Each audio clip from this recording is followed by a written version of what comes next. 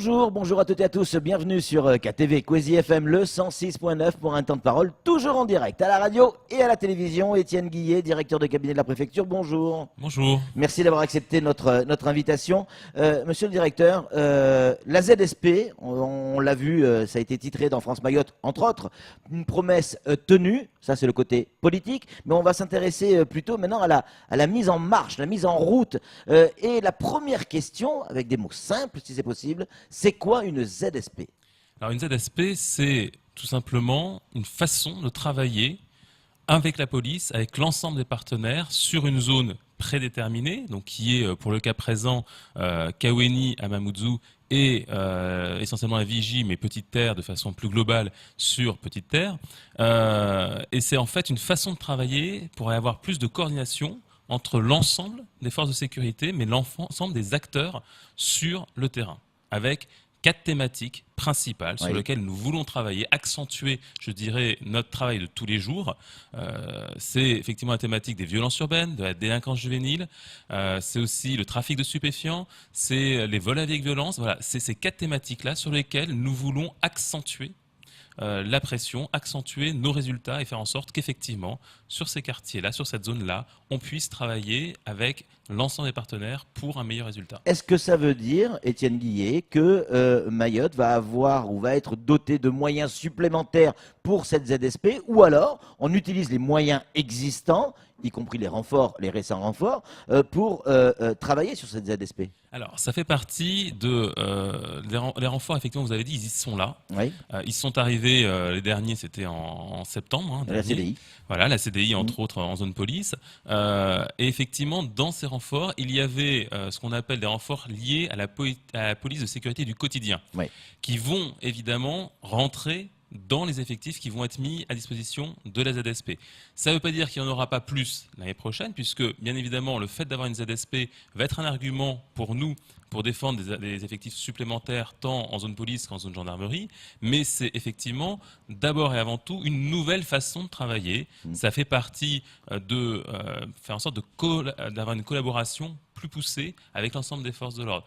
Typiquement, par exemple sur le trafic de stupéfiants, sur lequel on veut axer notre action, c'est évidemment travailler plus avec la douane, par exemple, qui travaille sur le territoire, mais qui n'a peut-être pas pour l'instant développé l'ensemble de ses capacités sur ce territoire-là, en lien avec la police et la gendarmerie. Voilà. Et on a voulu aussi, et ça c'est une volonté très forte de la part du préfet et de l'ensemble des acteurs, c'est d'avoir une zone de sécurité prioritaire mixte, c'est-à-dire police et gendarmerie. L'enjeu étant d'avoir des pratiques qui puissent être là aussi partagées, améliorées et qu'on puisse tout simplement mieux travailler ensemble. La ZSP à Mayotte, c'est 2 quartiers. 2 quartiers, et certains disent oui mais c'est pas que la violence et la délinquance n'est pas que dans 2 quartiers. Mayotte aurait mérité d'être, vous l'avez entendu forcément cette réflexion, aurait mérité d'être entièrement une ZSP. Alors, effectivement, ces 2 quartiers, c'est Kaweni, la Vigie, mais qu'on étend quand même à l'ensemble de Petite Terre, donc aux 2 communes de Pamandzi et de Dzaoudzi l'abattoir. Mais c'est avant tout une façon de travailler qui peut après bénéficier à l'ensemble du territoire. Et c'est ça l'intérêt. C'est-à-dire qu'une ZSP, c'est concentrer des moyens, voir comment, à partir de cette concentration de moyens, à partir de cette élaboration un peu dans le détail, aller sur le terrain, aller encore plus dans le détail de la délinquance, comprendre mieux les phénomènes. À partir de là, on va pouvoir avoir des retours qui vont bien sûr bénéficier à l'ensemble du territoire. Et donc c'est plutôt une logique de laboratoire, je dirais, vis-à-vis d'un territoire plus global. Samuel Bocher, le rédacteur en chef de France Mayotte Matin, a une question à vous poser. Il y a 2 plateformes de contrôle, j'ai envie de dire, dans cette ZSP. C'est la cellule de coordination avec le préfet, le procureur et tous les services de la sécurité intérieure. Et il y a une autre cellule de coordination qui intègre les mêmes services, mais aussi avec les associations, la société civile. Qu'est-ce qui diffère en fait d'un CLSPD, d'un comité local de sécurité et de prévention de la délinquance? Alors effectivement, c'est l'habillage. Non, c'est pas du tout l'habillage, heureusement. En fait, un CLSPD, c'est avoir une logique à long terme de prévention de la délinquance, c'est-à-dire tout simplement mettre en place une stratégie qui va être plutôt, je dirais, sur une année complète avec des partenariats qu'on va effectivement financer, mais qui vont être vraiment dans une logique de se dire comment on va faire diminuer la délinquance sur notre territoire à terme. La ZSP, c'est un comité opérationnel. Ça veut dire en fait. Alors, c'est effectivement exécutif, mais c'est-à-dire vraiment comment, à partir d'une situation donnée, on réagit dans les heures, dans les jours qui vont suivre. Donc c'est vraiment, on monte des opérations. C'est ça l'enjeu de la ZSP. C'est pas juste se dire, voilà, on réfléchit à terme, c'est comment demain on prend les effectifs de police, de gendarmerie, de douane, du GELIC, de la police municipale, parce qu'on a aussi voulu associer les polices municipales dans le comité opérationnel des forces de sécurité, pour pouvoir précisément monter des opérations rapidement, efficace. Alors justement, vous l'avez cité, vous m'avez chippé ma question, mais je vais y revenir. Est-ce que dans le ZSP, enfin, le fonctionnement de ces fameuses ZSP, est-ce qu'on va retrouver également ce qu'on appelait à l'époque le GIR, l'actuel GELIC?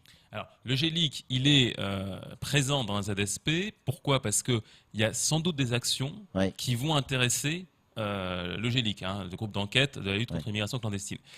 Ça ne veut pas dire qu'il sera quotidiennement sur chacune des opérations, mais ça veut dire qu'il peut être associé et qu'il peut nous apporter effectivement son savoir pour pouvoir améliorer notre fonctionnement. Et donc, pourtant, les deux quartiers qui ont été choisis, ça reste des quartiers sensibles à l'immigration. Vous avez parlé de Kaweni et la Vigie. Pardon, mais là, le GELIC, il est directement concerné. Oui, alors, ce que je vous disais tout à l'heure, c'est qu'on n'a pris que 4 indicateurs. On n'a pas pris l'indicateur LIC. Alors pourquoi? C'est pas parce qu'on n'a pas du tout envie de travailler là-dessus. Bien au contraire, c'est juste que la problématique de la LIC, donc de la lutte contre l'immigration clandestine, elle est départementale. Elle n'est pas spécifique au quartier de Kaweni, elle n'est pas spécifique à la Vigie, elle est départementale. Et dire que on va juste se limiter sur ces deux quartiers-là, je pense qu'aucun de nos concitoyens ne le comprendrait. Donc l'enjeu, c'est bien évidemment de dire la LIC est complètement départementalisée, on va effectivement là-dessus, mais s'il y a effectivement des méthodes, des moyens supplémentaires qu'on peut regarder, et des façons de faire qu'on peut regarder sur ces quartiers-là en matière de LIC, eh ben on s'y privera pas. Samuel, une question, une réaction pour le directeur de cabinet. Oui, alors on dit que la ZSP, il n'y a pas de fonds supplémentaires, on va faire avec l'existant. C'est pas tout à fait vrai, puisqu'il y a le fonds interministériel de prévention de la délinquance, qui lui, comme son nom l'indique, fait de la prévention, mais aussi est dérogatoire aux règles nationales, c'est-à-dire qu'il va pouvoir aussi financer la vidéosurveillance, comme il l'a déjà fait pour Mamoudzou. Je me trompe ou pas? Alors, le FIPD, c'est donc un fonds qui a été augmenté, qui a été doublé suite aux engagements gouvernementaux de cette année. Donc, effectivement, le FIPD a vocation à intervenir principalement, en tout cas prioritairement sur cette ZSP. Ça ne veut pas dire exclusivement. Donc ça veut dire qu'effectivement il y aura des fonds qui iront sur l'ensemble des communes du territoire, mais il y aura effectivement une priorisation de ce fonds sur les quartiers de la ZSP. Après, sur la partie vidéoprotection, effectivement il y a une composante vidéoprotection dans ce fonds, donc c'est aussi, je dirais, cette logique qui nous a conduit à choisir ces quartiers, puisque effectivement sur Mamoudzou, la vidéoprotection a été développée et il y a un projet de vidéoprotection sur Petite Terre. Comment on peut être efficace sur ces deux ZSP tant qu'on n'a pas réglé le problème de reconduite à la frontière? On est face à un problème où on a l'impression que tout se bloque à cause de ça. Est-ce qu'on peut être efficace? Alors, je pense qu'on peut être tout à fait efficace puisque l'enjeu de la ZSP, c'est quand même de faire réduire la délinquance. Il y a un lien avec l'immigration? Il y a sans doute un lien, je ne vais pas le nier, il y a un lien évidemment, certains le font très vite, je le fais peut-être un peu moins vite qu'eux, mais il y a un lien. À partir de là, ça n'empêche, il faut effectivement gérer la problématique de la délinquance. Et ça, quel que soit le sujet, il faut le traiter. Et on va effectivement, dans le cadre de cette ZSP, apporter des solutions sur la délinquance, qui existent déjà. Pour être très clair, et les chiffres le montrent, on l'a déjà commenté sur ce plateau et même à d'autres endroits, la délinquance à Mayotte est en baisse. Donc il y a des actions qui peuvent être mises en place, qui peuvent être complémentaires d'une action de lutte contre l'immigration clandestine, mais ça n'empêche qu'il y a des gens dans ces quartiers qui ne sont pas liés à l'immigration clandestine, qui peuvent aussi être des délinquants ou qui peuvent avoir besoin qu'on leur apporte des actions de prévention des délinquances. Samuel, c'était en début de semaine. C'était en début de soirée, un Kwassa est arrivé à Papani, en Petite Terre, au pied de la Vigie, donc en zone ZSP. Une dizaine de personnes étaient dans l'embarcation. 2 personnes ont été interpellées simplement sur la dizaine. Est-ce que ça rentre dans le cadre de la ZSP, puisque arriver sur le territoire de manière clandestine, c'est un délit? Alors, ça rentre effectivement dans les thématiques qu'on pourra aborder dans la ZSP, même si effectivement, comme je l'ai dit, c'est une thématique qui est de toute façon départementale, la lutte contre l'immigration clandestine. Et donc, notre enjeu n'était pas d'aller rajouter encore plus sur cette zone de sécurité prioritaire. Pourquoi ? Parce que on a des moyens qui ont été annoncés, qui sont renforcés au niveau de la PAF, au niveau de la gendarmerie. On a un escadron de gendarmerie mobile supplémentaire qui est entièrement dédié à la LIC. Donc voilà, ça c'est des effectifs qui sont là, mais qui sont pour l'ensemble du département. Après, effectivement, sur la partie ZSP, on ne va pas ignorer ces sujets-là. C'est pas qu'on va juste accentuer notre réflexion sur les 4 thèmes que j'ai évoqués et qui effectivement, parce que quand je parle du trafic de stupéfiants, bizarrement, ou je ne sais pas si on peut dire bizarrement, mais c'est souvent lié aussi à de l'importation qui vient des Comores, pour dire les choses très simplement. Ouais. Donc ça va évidemment avoir des conséquences sur l'aspect LIC. Vous le disiez tout à l'heure, ZSP, on est dans l'action. On monte des opérations, donc des personnes sont interpellées, et la question qui vient derrière est la réponse judiciaire. Parce que souvent, on a eu ce problème, on va pas se mentir, on est sur Coisy. À une époque, la justice répondait pas forcément, n'était pas aussi dure qu'elle devrait l'être. Est-ce que derrière ces actions, la justice va pouvoir trancher et être peut-être plus dure ? Alors, je pense que vous avez remarqué, dans le comité opérationnel, on a le procureur de la République qui est avec nous, qui est le coprésident de ce comité opérationnel. Donc, je crois que la réponse, il faut la lui demander, mais je crois qu'il l'a. Et c'est effectivement, il sera présent et il apportera son soutien plein et entier pour apporter une réponse judiciaire ferme. Ouais. Est-ce que dans le cadre de ces ZSP, on va avoir des... vous avez en partie répondu à ça, mais sur des opérations très précises, police et gendarmerie sur Kawini ou sur la Vigie par exemple. La Vigie c'est plus compliqué, mais sur Kawini par exemple. Non, alors les deux sont possibles pour la simple raison, c'est qu'on est dans le cadre de ce qu'on appelle une CORAT.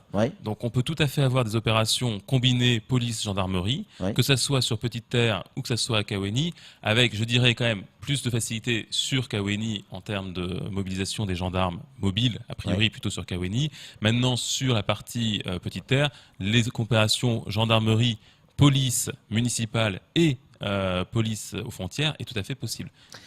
Une question, je viens de redonner la parole à Samuel. Une question, est-ce que un peu la réponse, une ZSP, question d'un auditeur, intègre également la délinquance en col blanc? Alors, oui, bien sûr, toutes les délinquances. La ZSP, encore une fois, c'est quelque chose en plus. C'est-à-dire que le traitement quotidien des affaires, il va rester. C'est comment on accentue, encore une fois, notre travail, notre façon d'avancer, de contenir cette délinquance et de la faire réduire. Donc, évidemment, ça va concerner tout. Mais on a orienté sur nos 4 axes. Mais comme je dis encore une fois, le trafic de stupéfiants, par exemple, on ne sait pas qui est derrière aujourd'hui. Mais il peut y avoir un certain nombre de personnes. Samuel. Oui, la question de Patrick était intéressante par rapport à la réponse judiciaire. En effet, il y a le parquet. Le procureur de la République est un magistrat, mais du ministère public. Et on a l'impression parfois que les magistrats du siège, les juges, sont un peu déconnectés de nos réalités. Pourquoi n'intègrent-ils pas justement ces comités parce que c'est eux qui rendent les décisions. Alors, le procureur, lui, n'a que des réquisitions. Oui, le procureur n'a que des réquisitions, mais c'est lui qui définit la politique pénale départementale. Voilà, donc c'est lui qui effectivement est en charge de tout ça. À partir de là, je pense qu'il a un certain nombre d'échanges avec ses collègues autres magistrats qui vont lui permettre effectivement de regarder ces aspects-là. C'est un sujet qui évidemment échappe un peu au pouvoir du préfet. Voilà, donc maintenant, pour être très clair, le procureur est sur la ZSP, c'est lui qui va confirmer la politique pénale du département. Donc je pense que les mesures qui seront prises seront évidemment en adéquation avec ce qui est attendu. Concernant les forces de l'ordre, vous êtes directeur de cabinet, vous êtes forcément directement concerné par la sécurité. Ce qui se passe actuellement au bureau des étrangers, est-ce que c'est une situation qui peut ou qui va durer en attendant que Azali décide de réouvrir, d'accepter de récupérer ses ressortissants? Alors, c'est une situation qui est très complexe, tout le monde le sait. C'est une situation qui est difficilement tenable pour plein de raisons, puisque, on le sait, il y a un certain nombre de personnes, et vous en avez fait l'écho tout à l'heure, de personnes qui sont dans une situation particulièrement délicate. Donc voilà, c'est tout un équilibre que nous cherchons avec le préfet pour faire en sorte que cette situation s'améliore. Quand on est directeur de cabinet, c'est plus facile de faire son boulot quand on a des politiques qui tiennent leurs promesses? C'est toujours plus simple quand les politiques tiennent leurs promesses. Mais ça, c'est pas moi de le dire. Mais en tout cas, nous, on est là pour faire en sorte que les engagements du gouvernement soient pris et soient effectifs. Et c'est ce qu'on essaie de faire et c'est ce qui a été fait pour la ZSP. Samuel, pour conclure. Quand pourra-t-on commencer à mesurer l'efficacité des deux ZSP? Alors, c'est une seule ZSP, hein, c'est pas deux ZSP, c'est une seule ZSP mixte. Parce qu'elle est mixte, c'est vrai. Voilà. L'efficacité de la ZSP, elle va se concrétiser assez rapidement, je l'espère, mais on la mesurera, je pense, en termes d'indicateurs, sans doute dans 6 mois. Peut-être, voilà, en tout cas dans 6 mois, je pense qu'on aura des indicateurs assez précis pour pouvoir dire voilà ce qui a été fait sur cette ZSP et ce qui a permis ou pas d'avancer.